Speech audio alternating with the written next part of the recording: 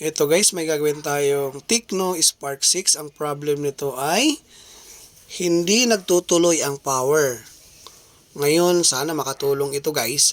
Ito napakasimple lang na problema pag mga ganito. Kasi ang kadalasan na error nito, isang buong araw na daw nag-charge yung may-ari pero hindi nagkakaroon ng laman yung battery. Patay sindi lang daw, patay sindi, nagpa-power tapos namamatay. So, ganito lang daw ang lumalabas lagi. May naka 0% lang siya guys. Ngayon, susolusyonan natin, hahanapin natin ang sira, pero hindi tayo magpo-focus sa charging pin kasi ang charging pin, merong lumalabas na kuryente na 1.0 tapos nag 0.8, 0.6. Hindi siya naka-stable ng 1.1 o 1.0. Dapat naka-stable lang siya ng 1.0 sa schematic charger. So dito nawawala-wala siya. Kaya ang gagawin natin ay doon tayo magpo-focus sa battery. So ito guys ay bibigay ko sa inyo yung sikreto kung bakit ganito lang ang sira. So madalas ito nangyayari sa mga Android talaga guys. Hindi kaagad tayo magpapalit ng battery. Iti-test natin yung battery para malaman natin kung pwede pa siya o hindi na pwede.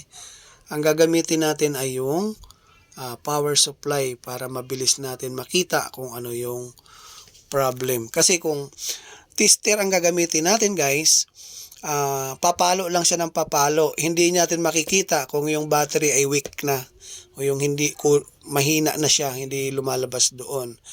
Ang gagamitin natin yung power supply para madali natin makita kung pwede pa yung battery o yung fuse mahina na, yun lumalabas talaga siya doon. So I hope na makatulong sa inyo sa ganitong pamamaraan. Ay napakasimple lang. Malaking tulong ito sa inyo guys kahit anong mga Android kasi marami tayong mga Android na ganito ang laging error. So napakalinis ng unit na to, ako pa lang ang nagbukas. Ngayon, ang itetest natin, ang una ay yung battery. Ayan. Ang gagamitin ko yung power supply, naka 5 volts. Ayan, test natin ang positive negative kung saan. Baliktad. Sa taas tayo, gumagana naman siya eh. Sa taas yung positive, sa baba yung negative. Ayan. Pakita natin sa monitor yung power supply. So dito guys, test natin, positive sa negative yung battery. Lalabas yan kung ilang voltahe lang siya. 0.6 636 ampere. Amperahe na lang siya guys. Wala na yung voltahe niya, nawala. So yung 0 dapat magkaroon yan ng 1. Wala nang voltage ang nakalagay. Ampere na lang. Milliampere na lang ang nakalagay. So bubuksan natin tong battery dahil mahina ang fuse. So yung fuse na to ay i-jumper na lang natin. Yan. Jumper na lang natin yan para mag-work ng maayos. So halos lahat ng Android guys, pag ganito nangyayari, yung nagpa-power siya, nagcha-charge pero matagal mapuno. Minsan nagpa-power pero sandali lang patay na kaagad, lobat na kaagad. Huwag kayo kaagad-agad bumili ng battery. Pa-check nyo muna sa technician kung yung battery pwede pa ba o hindi na.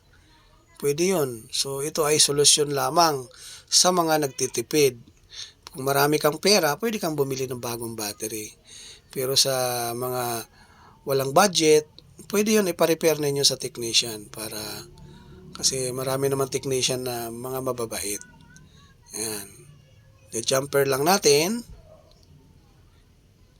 Ito guys, sharing lang ito guys. Marami na naman magagalit dito kasi nilabas ko na naman yung mga ganitong solusyon. Pero napakasimple lang nito guys. So di dapat kayo magagalit para makatulong lang tayo sa kapwa natin. Huwag kayo magalit kung may mga nilalabas tayo na mga ganitong solusyon.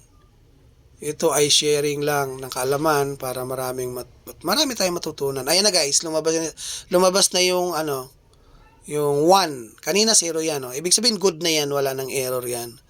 Yan. 1 point, yung 1 kasi guys, equivalent yan ng 5 volts. So good na yan guys, wala nang problem. So hindi na tayo bibili ng battery. Yan. Ngayon, iti-test natin sa charger kung ano ang lalabas. Ganun lang siya simple. Dapat talaga guys, pag ganito, wag agad-agad kayo maggalaw ng mga charging pin kasi dapat iti-test nyo muna yung unang-una yung battery. Kasi madali lang naman talaga mag-test. Wag lang kayo mag-test ng charger. Ayan, gumalabas. Meron na guys, oh, nagkaroon na ng laman. Kasi kung ang titest nyo ng gagamitin nyo ay tester, wala yun. Hindi talaga lalabas kung weak na yung battery. Ang lalabas doon, tatakbo at tatakbo lang yung tester. Gagana at gagana siya. Papalo at papalo. Pero hindi maglalabas kung... And na guys, 1.1, good yan. Wala nang error yan. Antay na lang natin mag-charge. Charge muna natin ng mga ilang segundo para magkaroon ng laman. Ayan, ulitin lang natin. 1.1, normal yan guys. Oh, wala nang sira yan. So, ibig sabihin, okay na yung battery. Hindi na tayo bibili ng battery. So, yun yung sa mga nagtitipid guys, ganun lang. So, ito na yung sekreto natin. So, I hope na makatulong sa mga bago pa lang. Ayan, nagkalaman na siya guys. Power on. Test natin kung mag-normal yung display.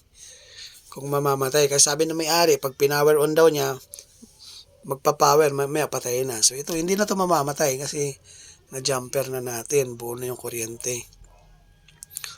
Ayan. So, Tecno Spark 6. So, marami naman na ganitong, kahit anong Android, nagkakaroon ng ganitong error. So, wag nyo na kaagad-agad na pasilip nyo muna yung battery sa technician. Pa-check nyo kung may error talaga siya, o mahina na, o hindi na gumagana. Kasi malalaman naman yan guys ng technician kung hindi na talaga siya gumagana. Sasabihin sa inyo kung hindi na gumagana. Ayan. Ayun. So, akala ko nga kanina, nasa isip ko kung charging IC kasi isang buong araw na daw na nagcha-charge, walang pumapasok na laman. So, pero sa akin, hindi agad-agad tayo nagbabase sa ganun. Kailangan, ite-test muna natin yung battery. So, ayos na ito guys. Kung bago ka sa channel ko guys, huwag kalimutan mag-like at saka mag-subscribe para lagi kayo ma-update sa mga bagong upload natin. Ayan. I hope na makatulong sa inyo. Itong basic na tutorial lang. So, napakasimple lang nito. So, see you in the next video ulit guys. Maraming salamat. Thank you.